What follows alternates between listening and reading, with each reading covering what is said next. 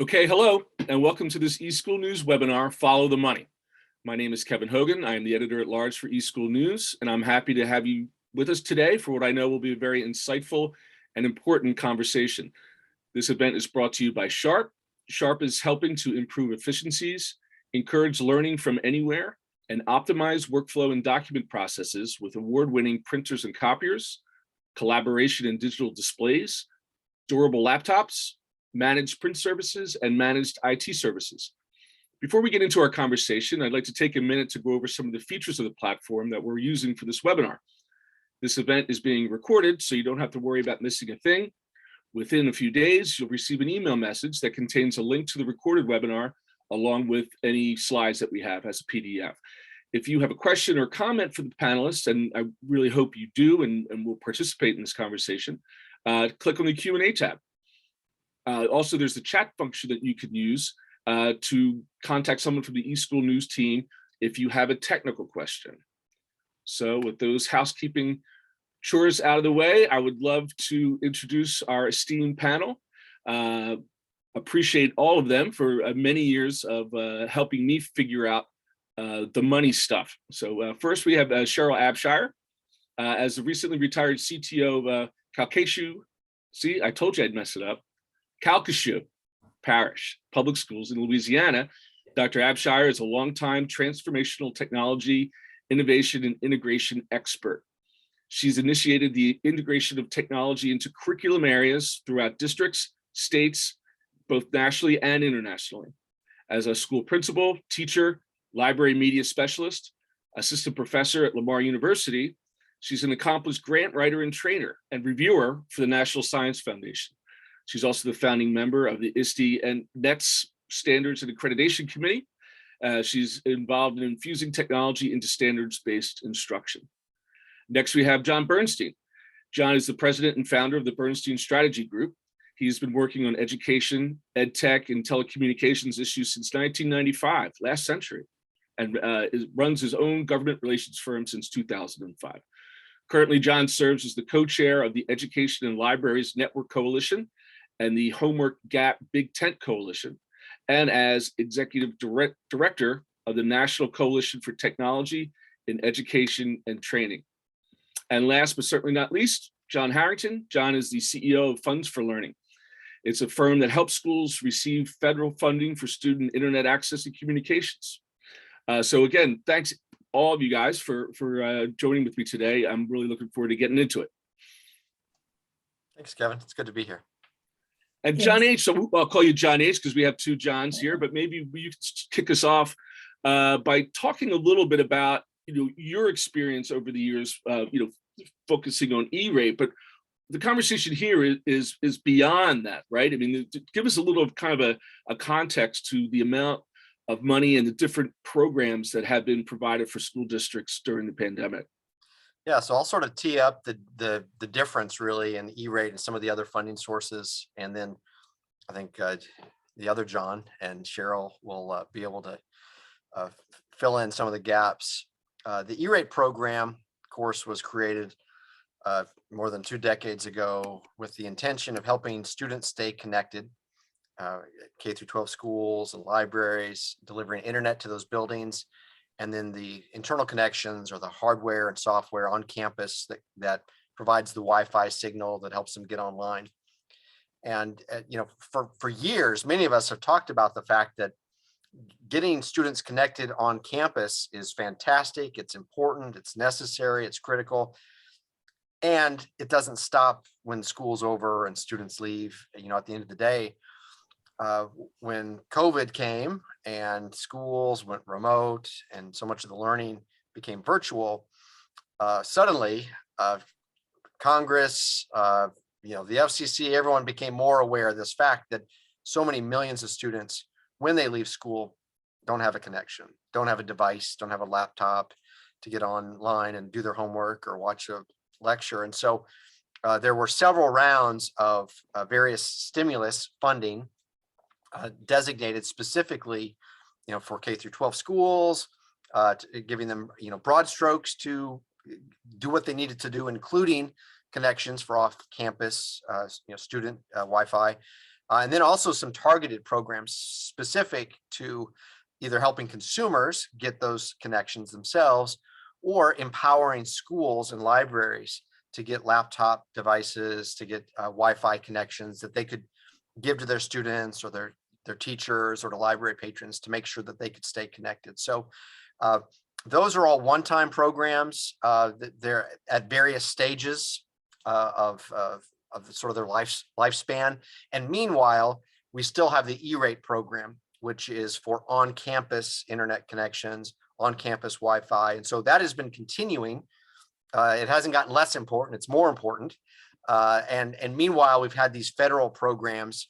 And in fact, John, I think you can probably talk about this, the ACP actually transitioned from being a emergency one-time program to an ongoing program. Cheryl, what has your experience been over the past several months? Do you find that districts have an understanding of this money that is there for them? I mean, it can be pretty overwhelming, right? I mean, the amount of different ways in which you have to go and apply for these funds and get these funds and monitor them. Talk a little bit about, assuming our audience here is filled with district leaders who might be looking for ways in which to best get this cash. Well, I think initially, Kevin, there was a lot of confusion and trepidation around some of this new funding. As John Harrington mentioned, it occurred when a lot of school districts were closing or closed. And so a lot of folks were grappling with what are we going to do?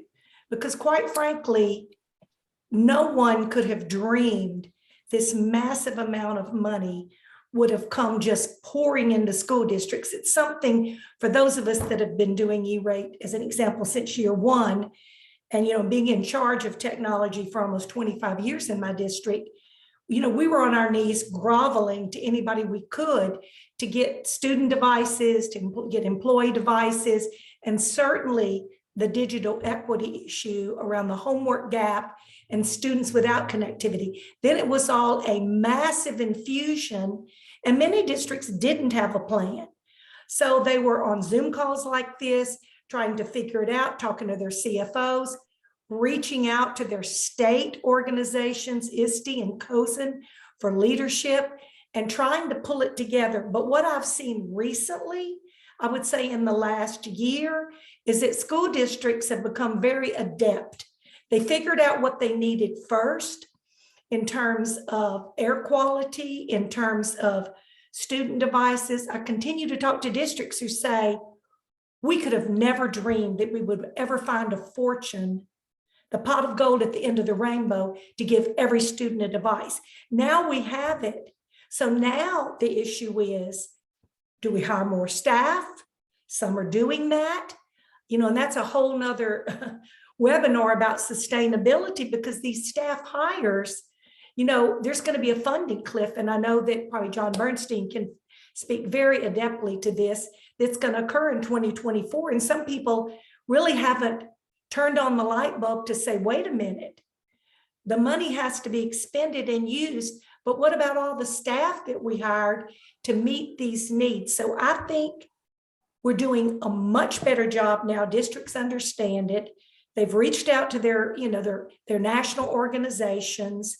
And now the issue is sustainability and how do we move forward? Because my mantra has always been with technology, you giveth, you cannot taketh away.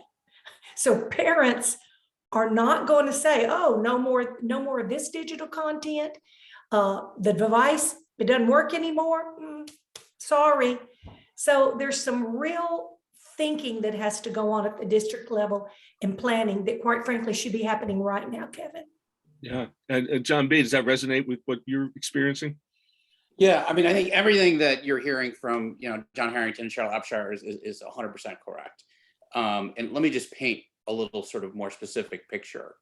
So in the past 2 years, you have seen an unprecedented amount of money go into K through 12 as emergency funding. This is leaving aside the E-rate alone, right?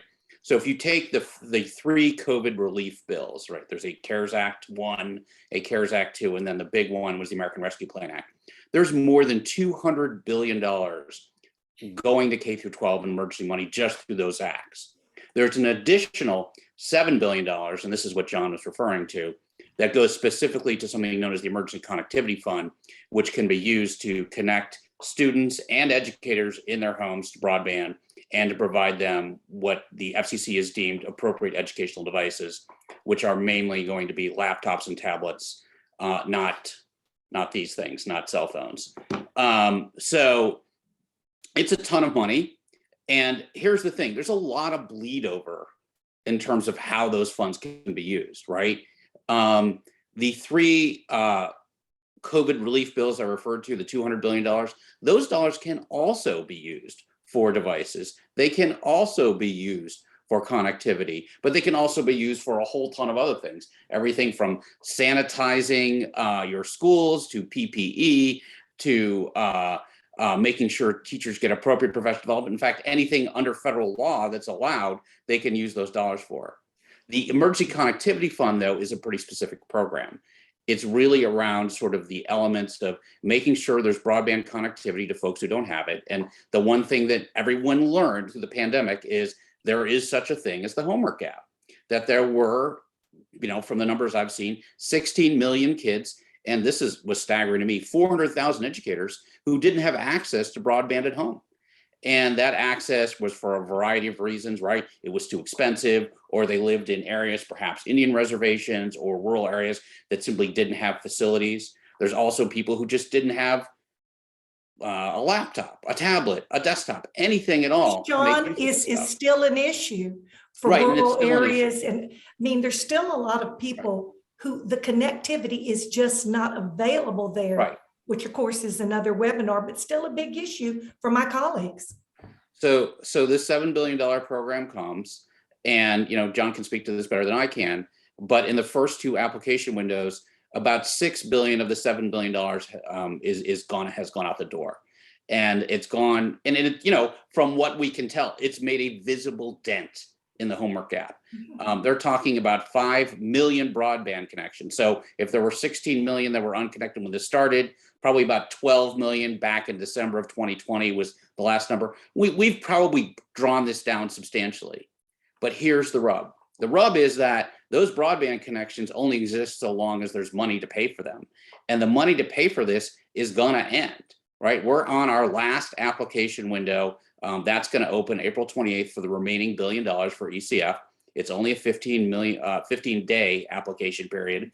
That money's going to go fast because there's going to be demand that outstrips the available money. It's going to go in priority order based on essentially who are the lowest income school districts and libraries. And when that money is gone and expended, probably somewhere around June 30 of 2023, when the deadline is to spend these funds, schools are going to be faced with this question. How do we keep paying to keep these kids connected? How do we make sure there are more devices? And that is something that I'm spending a lot of time working on here in DC, and happy to work with Cheryl and John on it as well, and many other folks, because that's the question of the moment. We did a great job in getting a lot of money out there, and there's still money to be spent and things to be purchased. But when that money ends, how do we not go backwards? How do we not go back to 2019 when the homework gap, which maybe had shrunk to, let's say this, widens back out to that? That's the question. It's that no taketh away thing. My little mantra that it's going to take the community, wouldn't you agree, both of the Johns, to really step up and, not that this is my advocacy platform, but the community, educators, parents, primarily educators, historically made the difference with outreach to their senators and their congressmen and to the FCC saying, we must have help and support. And so the pandemic, as terrible as it was, created this huge need that was, only known to educators before, but it became a national mandate. And so now the issue is, who will speak for us? John Harrington, John Bernstein are incredible advocates, in DC, but, we're all going to have to step up and speak up for this money, because that sustainability cliff, at the beginning, the two Johns, it looked like, oh, forever and a day away. Now you can see the cliff. And again, that concept, if districts aren't planning now, it is going to be a tremendous shock and a terrible PR nightmare in a district when all this ends. Yeah, and let me just hop in quickly on the community side, John, and then I'll turn it over to you. So I help run something known as the Homework Gap Coalition. And it used to be for E-rate, we had just sort of the core major K through 12 education groups, the unions, the school boards, the principals, we had private schools in there, we had the libraries. But when this happened, when everyone had to go home, everyone then had to have connectivity at home. And the EdLink Coalition morphed into a Homework Gap Coalition, which had 65 different organizations in it. We had school psychologists, we had school counselors, we had the PTA, we had every group you can, charter schools, people who were ordinarily not involved stepped up and were paying attention, and we were all rowing in the same direction because they knew that we needed this. So that coalition is still there, but it's going to have to renew its efforts as we start getting to the end of this money. I think that, Cheryl points out, a lot of salient issues there, which is, which are that, the homework gap exposed this need. But I will also note the pandemic, before the pandemic, we already had a homework gap problem, right? This is not a new thing. But back then we were only talking about, and it's still relevant today, kids going home and not being able to do their homework, not being able to do research, not being able to apply for college online, to search for jobs online, even to get governmental services online. I mean, I'm not too old to remember when you had to sign up for vaccinations online. Perhaps some of you remember that too. So, even with kids going back to school, not everyone's going back to school in person. A lot of kids are opting, and their families are opting for online education. So we need to meet that need. But these same issues that predated the pandemic are still there. Kids still need to be connected so they can reach out to their peers, reach out to their teachers online after school hours, learn all the time. That hasn't gone away. What has changed is the federal government has made a strong effort during the pandemic to make sure that those kids who are by and large low income, minority oriented in rural areas, that those kids are served. I don't think the federal government should cease caring about that when the pandemic ends. So really, I mean, the topic of the webinar is follow the money, but what I'm hearing is that we should get ahead of the money, really, when districts are looking about what their horizon's going to be, right? A lot of the money is spoken for already. So, we can follow it. We know where it's going and we know where it is. The question is, how do we get more of it? Right.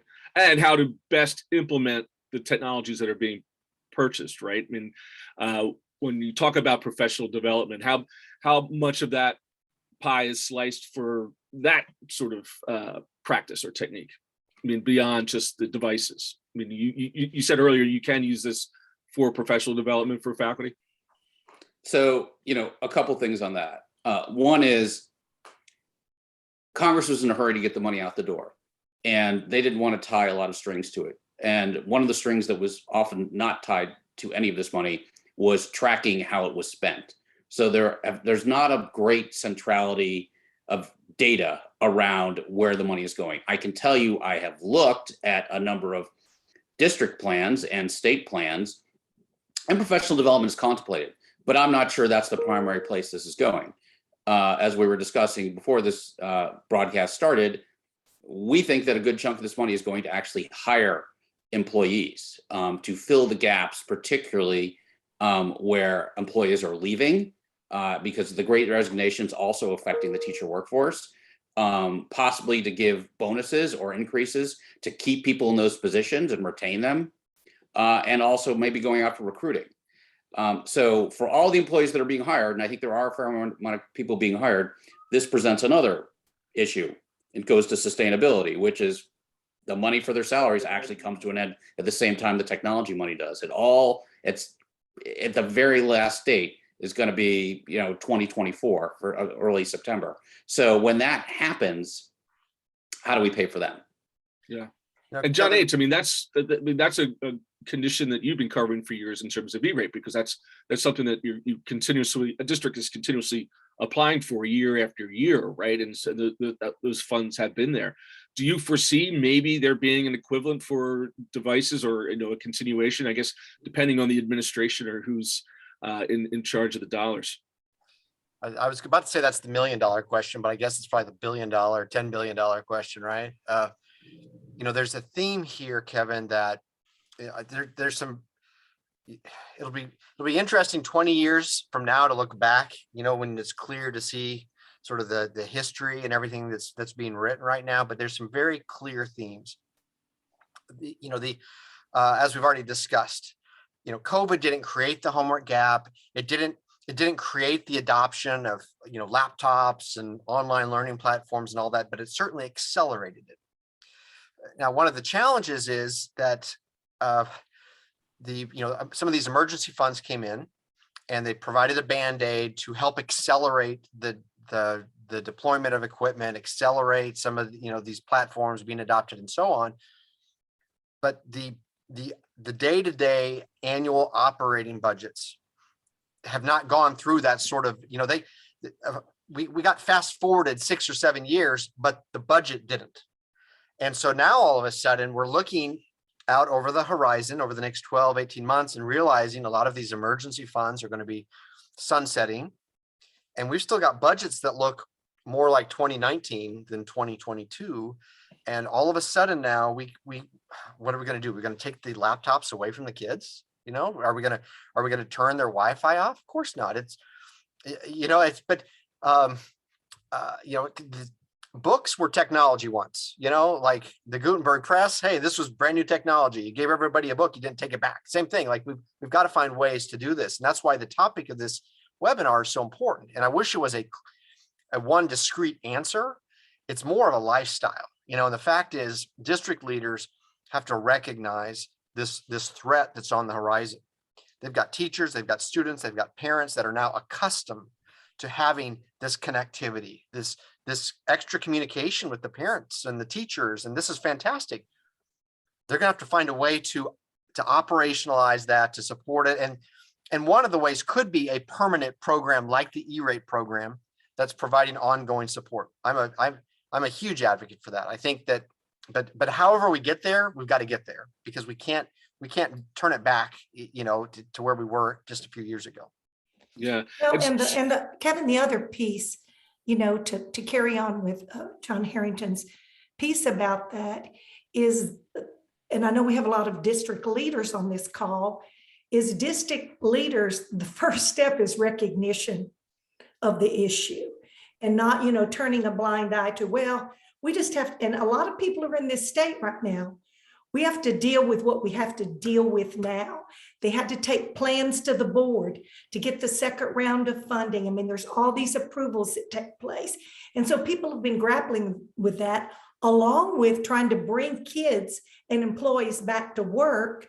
As John Harrington mentioned, build up an online school that perhaps never existed before. As John Bernstein mentioned, teachers resigning for a myriad of reasons, lack of respect, fear in the classroom of health issues. I've had enough. I can't tell you the people I've talked to, superintendents, district leaders, and teachers who say, I can't do it anymore. I thought I could hang on. It was the best of times and we're in the worst of times. So there's a real challenge that district leaders have to step up to. But again, they have to recognize the challenge, start planning, going to their boards.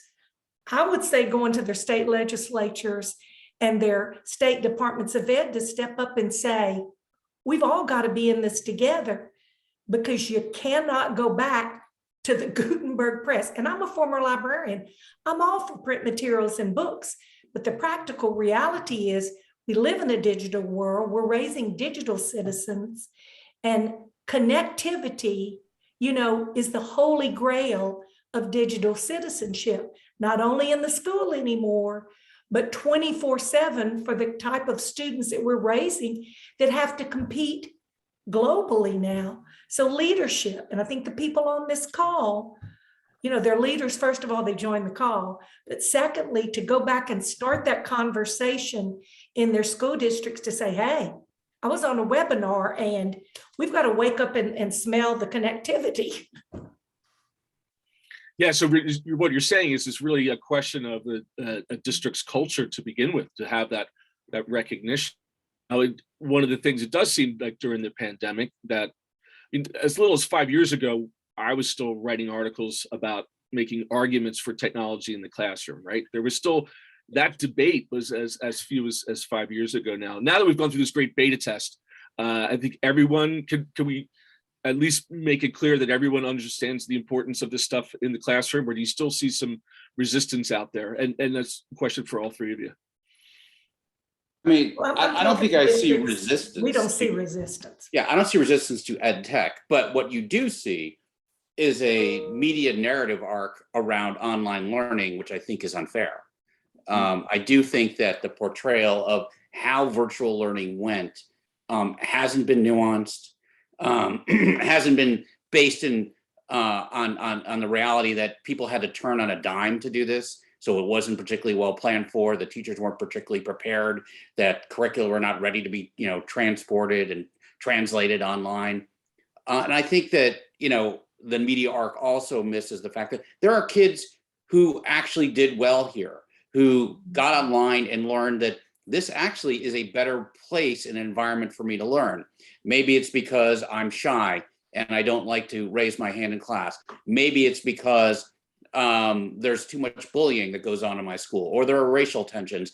And if I'm home and in front of a computer, I can learn without that level of distraction. I think that people are learning something that we've all always known, which is that there are multiple ways that people learn and learn better than others. And that we, at public schools, if they want to continue to exist in 20 years, they're going to need to meet the learners where they are, no matter whether it's sitting in their bricks and mortar building or sitting at home or somewhere else. Because I can promise you, you're going to have massive flight from schools if parents don't feel they're getting what they need in terms of how to meet their kids where they are. No matter what anyone says here, the goal of what we've learned educationally through this pandemic shouldn't be that we're just going to go back to 2019, because I don't think that's possible, and I'm not even sure that's preferable. Well, yeah, just got a comment in from the audience that teachers were transported at rocket speed into online learning and did not have the training to support students in an online environment. It seems that the technology spending has to include sufficient PD for teachers to facilitate effectively in the online blended high-flex classroom. That seems 100% spot on. Yeah, 100%. here's what I'm hearing now. I was just in Los Angeles with a big meeting with a bunch of educators, and many of them have gotten their infrastructure upgraded. They've got the devices, and now they're turning, although I would submit perhaps it should have been the other way. It was crisis response. Now they're looking at, okay, how are we going to be able to support teachers with professional learning? They have found that some teachers are quite adept at teaching online. So they're providing some shifts, some focus. And I think John Bernstein's 100% correct. The key to education today is relevance. And so as we look at what's relevant for this generation, it may be a fully face-to-face model. It may be a hybrid model. It may be fully online, but school districts now have a little bit of breathing room to figure that out. I've been talking to chief academic officers and superintendents and CTOs saying, we know that this great rush to online practice, we now know what works. And so lots of people are now rethinking, retooling not only the platforms, but the professional development, the offerings to students, the outreach and information to parents, because parents were in just as bad a shape as we were. So now, again, it's that money question. I'm going to keep going back to that, Kevin, because I think it's so critically important about sustainability. And I guess because I know John Harrington has all these figures, I think, in his brain. John, how long this money that's going to, come forth, this $1 billion, I'm going to go back to this money. How long do you think that's going to hold out? Where are we going to get to that point? And who has the best chance of getting it? And who should be preparing for it right this minute? Yeah, so at the end of this month, April 28th, opens the next filing window for the Emergency Connectivity Fund, or ECF. This is the off-campus laptops, the off-campus Wi-Fi. There's about $1 billion remaining for that program for new applications. It will go fast. We anticipate that only the neediest community, the schools and libraries that served the highest percentage of families that qualify for free and reduced price lunch are going to be the ones, to get those dollars, deservedly so. But we don't expect that it will go nearly as far as it needs to. And, we saw this is the third filing window. The first window had about $4 billion requested. This second window had about $2 billion requested, and there's about $1 billion left remaining for this third window. And that's going to go to a relatively small percentage of schools. What's hidden even in those demand numbers are that there was a lot of other emergency funds available. So there were schools that qualified for support that already had it covered by some other bucket of funding. And so they sort of sat out that round of ECF. Now they're looking at this next opportunity because they're looking at the next year. They don't have necessarily those other emergency funds. And what's going to happen is they're going to show up and it's going to be oversubscribed. Now, I say that I'm going to quickly put a caveat there that everyone should apply. And there's an important reason for that is these numbers, the demand is being considered. It's being used to justify, future programs.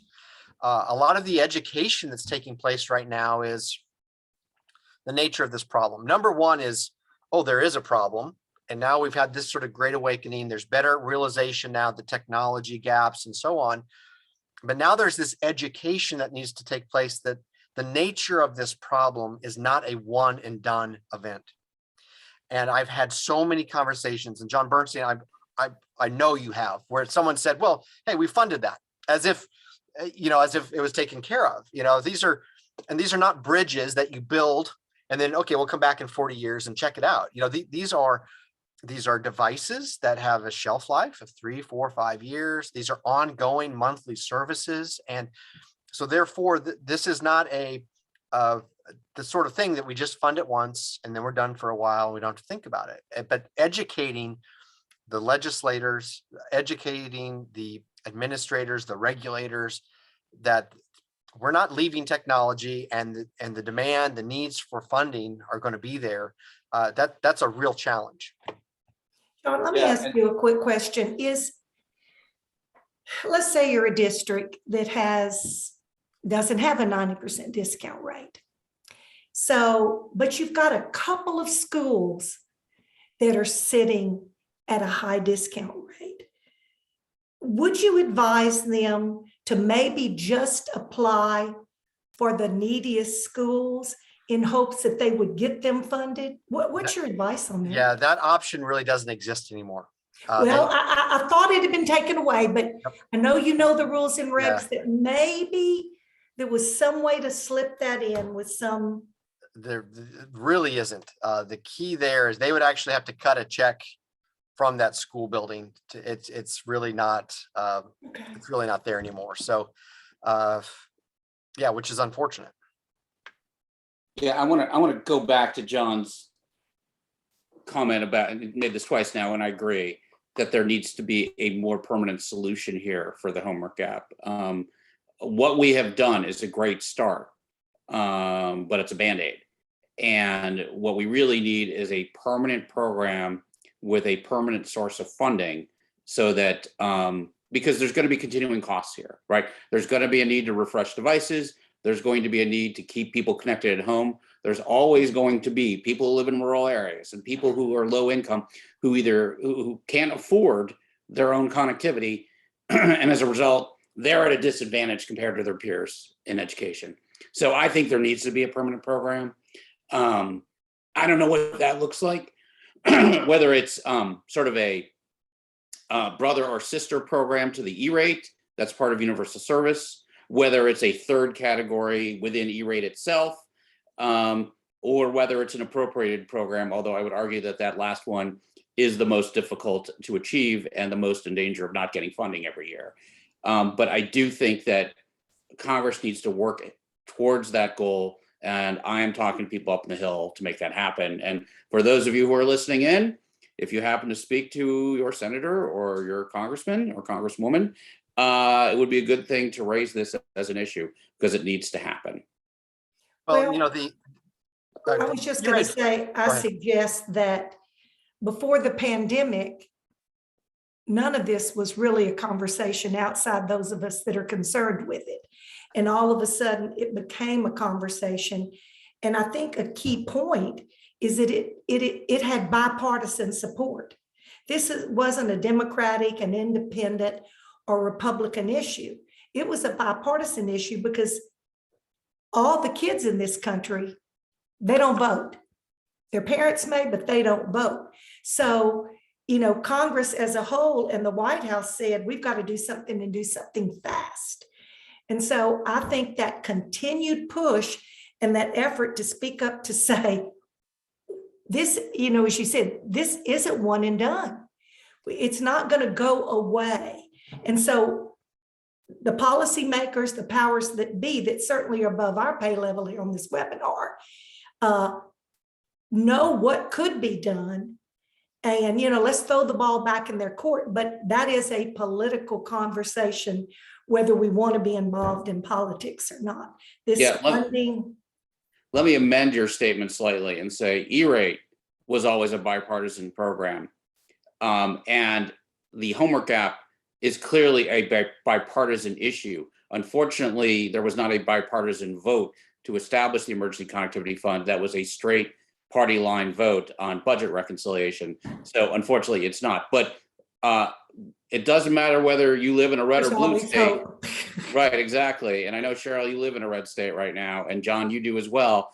There are still people who are unconnected. There are still school kids who, got to go to Starbucks or sit outside in a parking lot of their library and hope for that their Wi-Fi is going to work. Otherwise, they can't do their homework. So that still is going on. I see a question in the chat asking, well, what can we do? I think what you want to ask for, number one, is we need more money to top up the Emergency Connectivity Fund right now. I think that we need an interim step here where we obtain funding. Now, that funding can come through appropriations. That funding may be able to come through unused E-rate money. There's $1 billion in unused E-rate money every year. Those are certainly options. But for the long term, what we need is a new program that makes sure that the people that we have connected, certainly probably more than 5 million people, school kids, teachers that we've connected, remain connected, and that the new ones who come in every year who don't have access, that they can get access. Now we're seeing the in the E-rate funding request information. So the E-rate filing window for on-campus connections, an annual filing period. The last window just closed March 22nd. A record level of funding requests for Wi-Fi and on-campus connections. And there's a direct correlation here. I know talking to schools that, hey, we've got more devices and now we've got more students with devices, and we have to have the Wi-Fi that's necessary. So these devices aren't going away. And we're seeing that in the E-rate data. They're asking for more internal connections.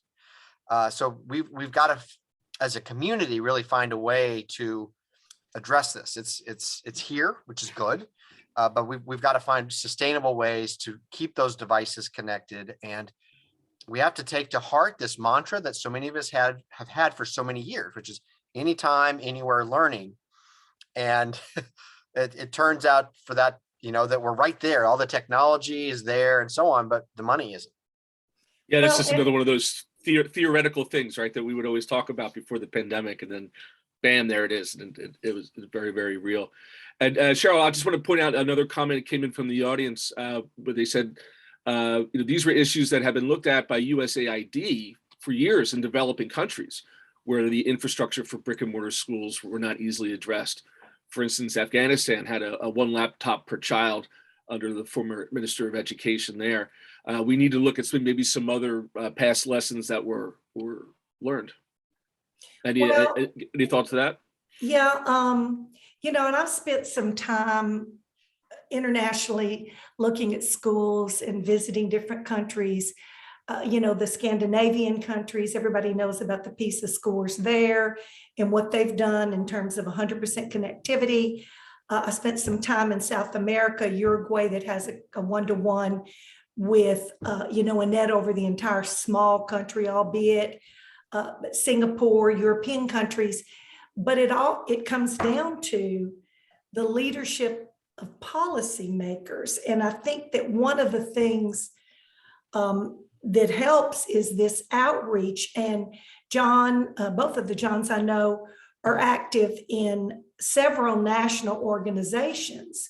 And so those of us that are district technology leaders and, leaders of libraries, with the American Library Association, connecting and being active and members of these national organizations that have a presence in our nation's capital and speak for so many of us, even state organizations, I think have been a hallmark of how we've been able to get so much done for so many years. With E-Rate, it started with, John Bernstein, who initially worked, at the FCC and worked for several national organizations, and John Harrington, who's been engaged since year one, again, working with national organizations, and myself as a leader who just stepped up in my district, in my state, and got involved in my state organization, and then got involved in my national organization because I saw that my one voice was not enough.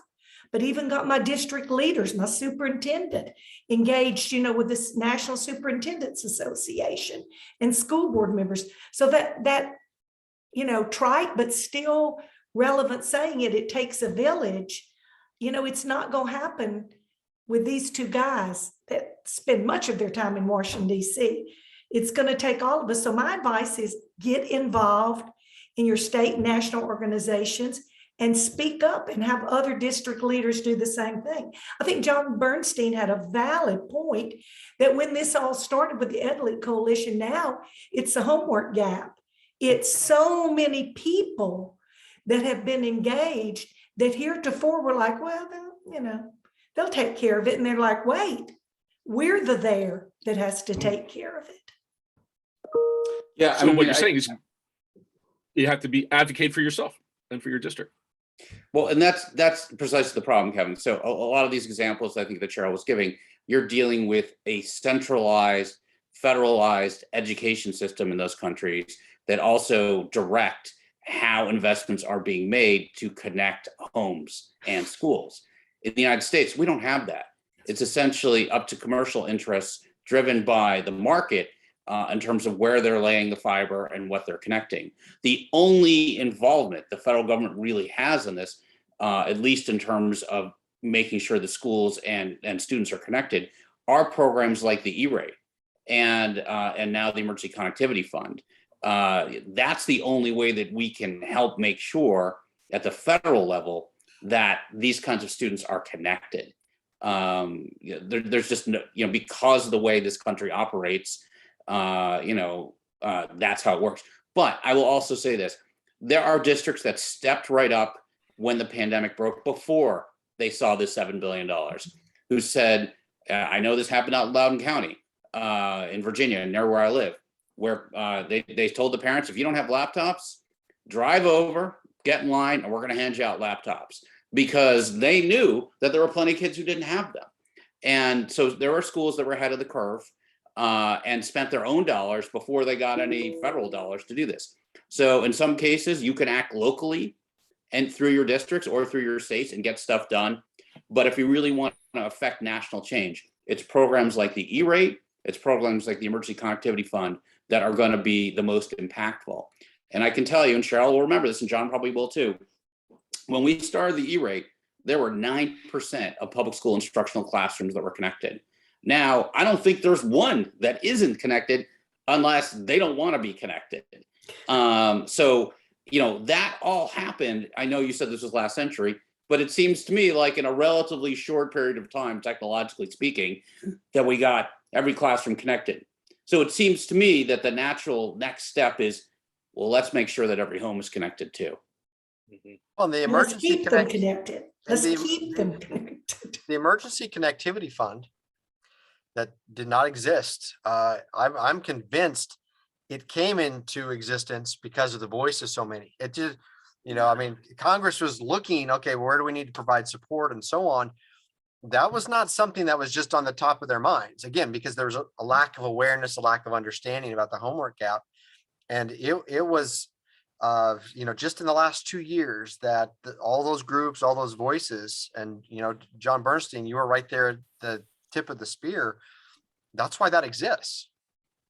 So, Well, there isn't anyone in Congress that doesn't have connectivity at their office and their home, and their kids do. So you're right. Sometimes this bubble that policymakers live in, and albeit they are out in their districts, but the very people with the deepest need are not usually going to town hall meetings with policymakers.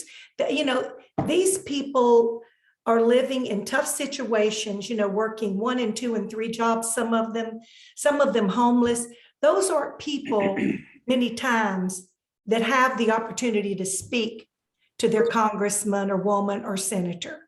And so that's why I think it's the voice of those that have to speak for the unheard voices of those who don't have.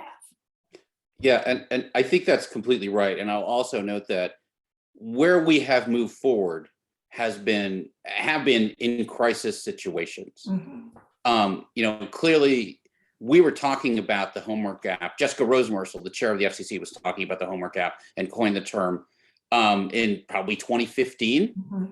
When we were talking about Wi-Fi and school buses as a possible partial solution here. And it wasn't until we got to schools being shut down and suddenly kids not being able to attend class that everyone woke up and said, hey, maybe we need to do something about this in home. Similarly, when we modernized the E-rate, it really wasn't until people were talking about the need to deliver assessments online to students, and they suddenly woke up to the fact that, our infrastructure in schools is not going to be good enough to support that. And I recall getting a phone call from the White House and meeting 2 people who I will not name for coffee, who said to me, tell me more about this E-rate thing. And what happened is, as John knows and Cheryl knows, we got $1.5 billion increase a year in E-rate because suddenly they finally figured out if we're going to do online assessments, which is very important to was very important to the Obama administration, we need to have the infrastructure base to support that. And that was a big deal, John. Yeah, that was a big deal. I can remember being in an assessment meeting in Washington, D.C., and people were churning about this, and my big mouth raised my hand and said, you don't understand. This is going to happen in schools. States are mandating online assessments. So turning your head the other way is not a viable solution, because online assessment is being driven, certainly somewhat at the federal level, but when state legislators and departments of ed got a hold of that, everybody had to be online. And John, I know both of you know the failure rate was systemic in terms of being able to connect and do those assessments.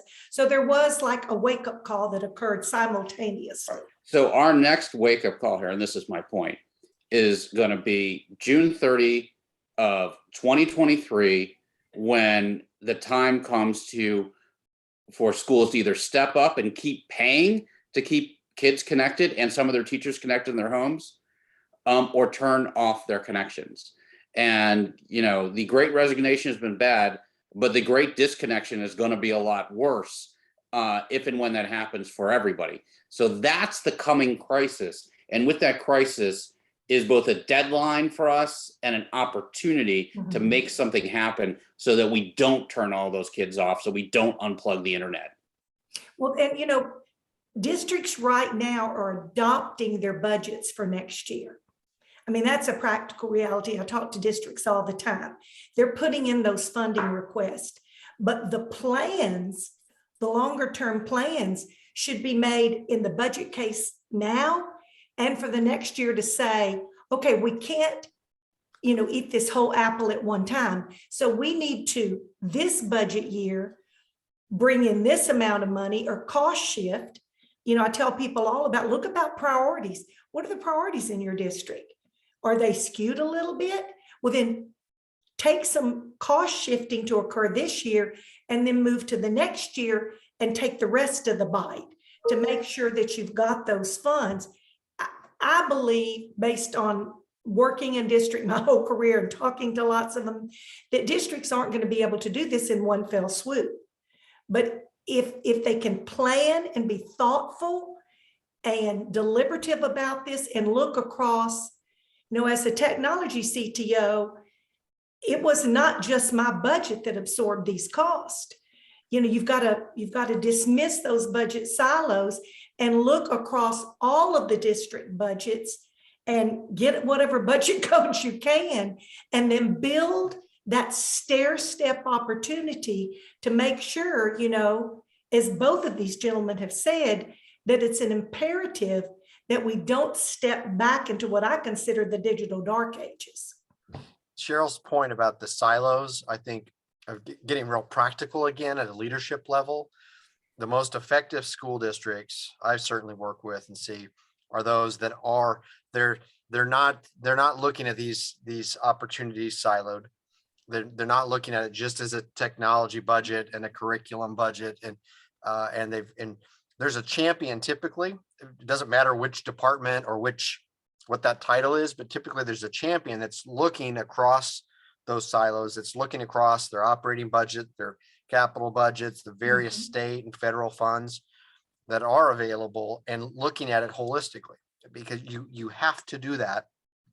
Because these are holistic sort of challenges. You don't address systemic issues, independently. You've got to look at it systemically. And when it comes to E-rate funding, for example, those Wi-Fi connections, there's a 5-year budget cycle.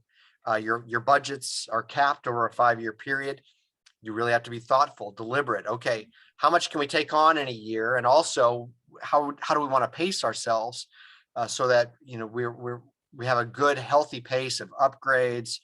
We're deploying the equipment, and which, by the way, we know has to be tied to the rollout of professional development and curriculum. And it's all those things working well together. And it is a lot. That sounds like a lot. It's because it is. But that's the future we're headed towards. And the most effective school districts are embracing that, both from the project planning side, the financial side, the training, the professional development, all of it. And the plus side of all this, Kevin, is there are opportunities to better educate students, to better support teachers. The technology is not binary. It's like good or bad. It is a great toolbox of resources. And when used effectively, it can augment, the educational activities and lots of other words that, Cheryl's the professional when it comes to that stuff, but it's good. But it's not going to happen overnight. It's not going to happen accidentally. It takes a lot of planning and preparation to do it well. And I would suggest as a senior member of this team, that when I first started in technology over 30 years ago, it was optional. People thought I had lost what little bit of my mind I had left, connecting schools, building infrastructure in schools where I was principal, and there was no place to connect to. They were like, what are you connecting to? I went, well, I have some places. You just, take care of yourself. I'm going to take care of this. But now I would submit it's an imperative. This isn't optional anymore. This is a critical portion of the educational experience for every student in this country, no matter where they live, no matter what their plans are in life.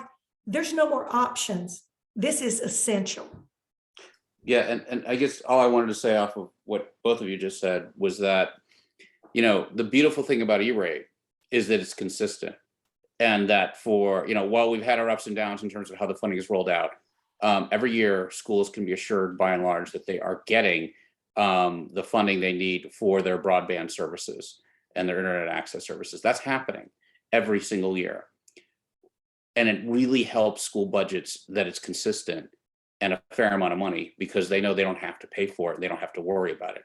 We need to get to the same place with making sure that their kids are connected at home rather than this being an extraordinary expense that they have to worry about year to year and that's going to be variable. We need a program that's as solid as a rock, just like E-rate is, to connect those kids at home and keep them connected. Well, and the other piece, John, I just jump in because I know this team on this call knows this. The E-rate is not federally funded through Congress. You know, my service on the USAC board, you know, I continually was like, well, you know, this is our game. This is an FCC program. It is operated absent, you know, congressional appropriation. Now, obviously, there's oversight and, you know, everything that happens in Washington, D.C., you know, has that little cloud over it. But it, as you said, it operates independently of congressional appropriations. And that is the salvation for school districts and libraries in this country. As you said, consistent, dependable, reliable, and predictable. Yeah, and it's the genius of the framers of this program back in the dark ages, as Kevin was referring to, 1995, 96, when they put together a program that essentially was paid for a little bit a month off of everybody's phone bill.